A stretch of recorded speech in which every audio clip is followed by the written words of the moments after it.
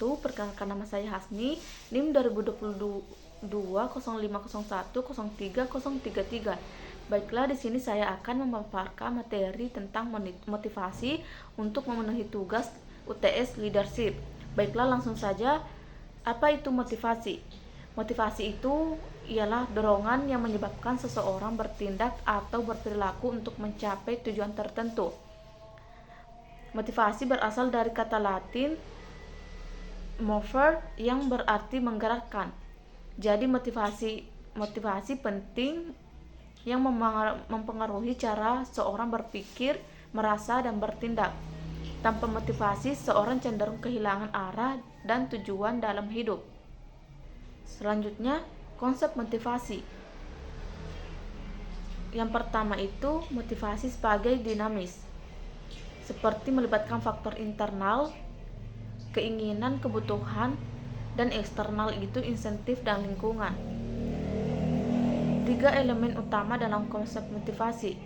Yang pertama itu ada arah, menentukan tujuan perilaku individu, intensitas, tingkat usaha yang dikerahkan untuk mencapai tujuan, dan persistensi, ketekunan dalam mempertahankan perilaku sampai tujuan. Selanjutnya itu jenis-jenis motivasi.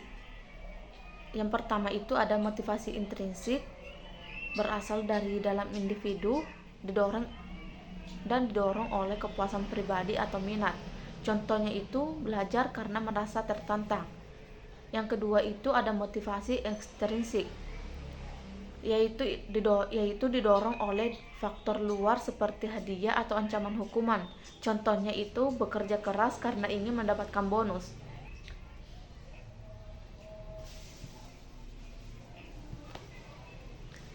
Selanjutnya itu teori-teori motivasi. Yang pertama ada teori hierarki kebutuhan Maslow.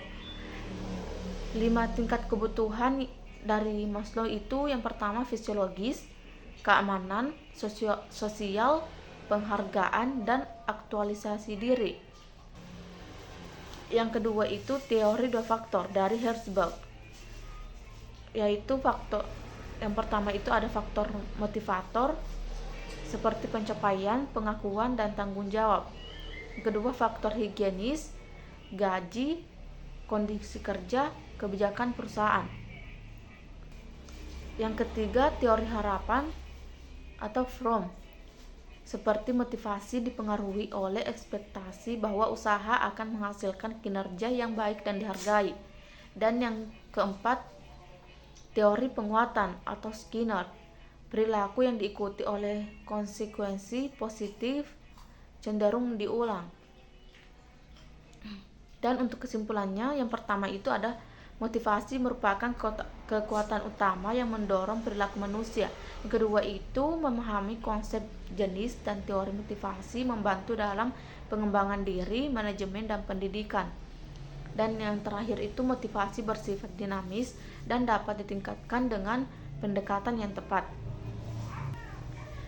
Baiklah, itu saja dari saya. Saya ucapkan terima kasih. Wassalamualaikum warahmatullahi wabarakatuh.